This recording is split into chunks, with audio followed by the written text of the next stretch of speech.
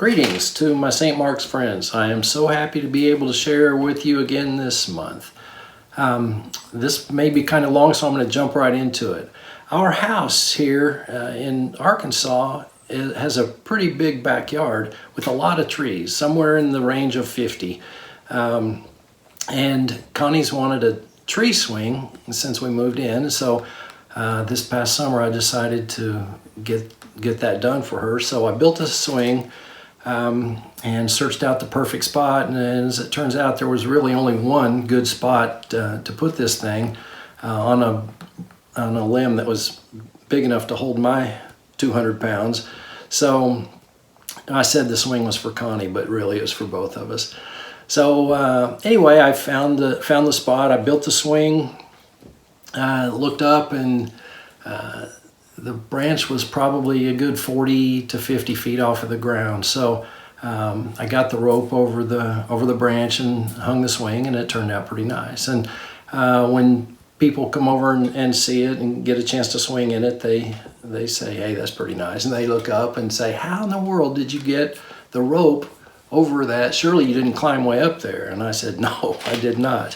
But what I did was I just took a kite string, laid a bunch of it out loose on the ground, and I tied a little weight to the end of it, light enough that I could actually throw it that high, but heavy enough that it would go that far.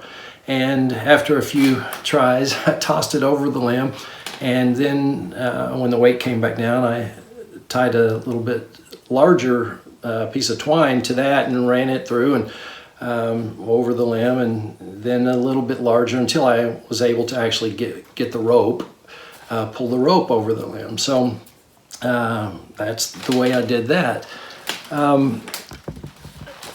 Just recently, I ran across this book in a devotional by a guy named Mark Batterson. I'm not selling the book. I don't work for him or anything, but I want to give him credit because most of what I want to tell you today, I'm stealing from his devotional. So, no, I'm not stealing. I'm borrowing and sharing. So, he gives a story in there about building a bridge, a suspension bridge, and I did a little research on it, and so I'm going to give you a few facts. It's the Niagara Falls Suspension Bridge. It stood from 1855 to 1897 across the Niagara River, and it was the world's first working railway suspension bridge. It spanned 825 feet, and it connected Niagara Falls, Ontario to Niagara Falls, New York. Trains actually used the upper two decks of this bridge, while pedestrians and carriages used the lower decks.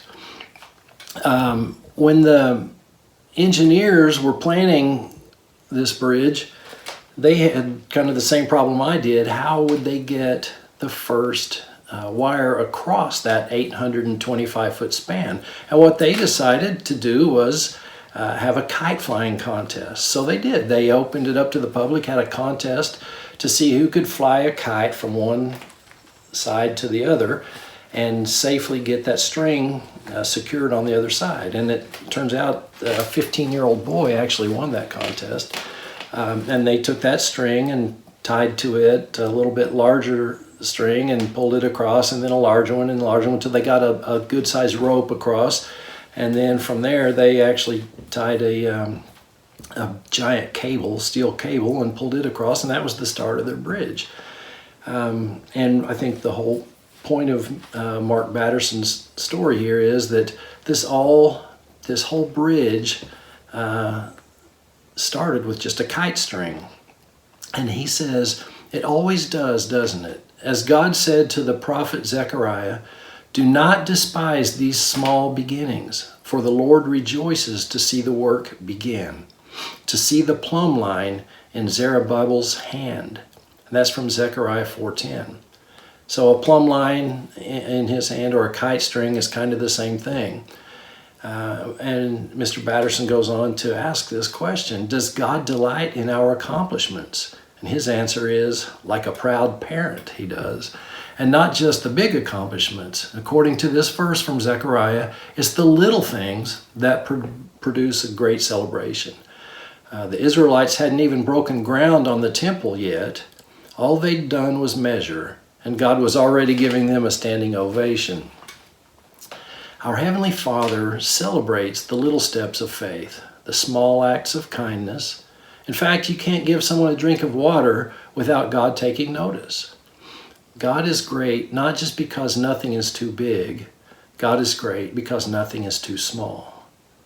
I love that. I want to repeat it. God is great not just because nothing is too big. God is great because nothing is too small. And we want to do amazing things for God, but really, sometimes that isn't our job. Our job is to consecrate or to give ourselves to God. Then God does amazing things for us and through us. It starts with flying the kite. It's doing the little things like they're big things. So go ahead and dream big, but start small. The good news, if you do the little things like they're big things, God will do the big things like they're little things. And that's how kite strings turn into suspension bridges. You've got to take the first step before God reveals the second step. So it's time to fly the kite. Mark Batterson says, think on this. How you do anything is how you'll do everything. How you'll do anything is how you'll do everything. So, time to fly the kite. At least figuratively, if not literally. It's kind of cold. So, anyway, it was a pleasure being with you, and I hope you gained a little bit from this. And God bless you all, and we'll see you next time.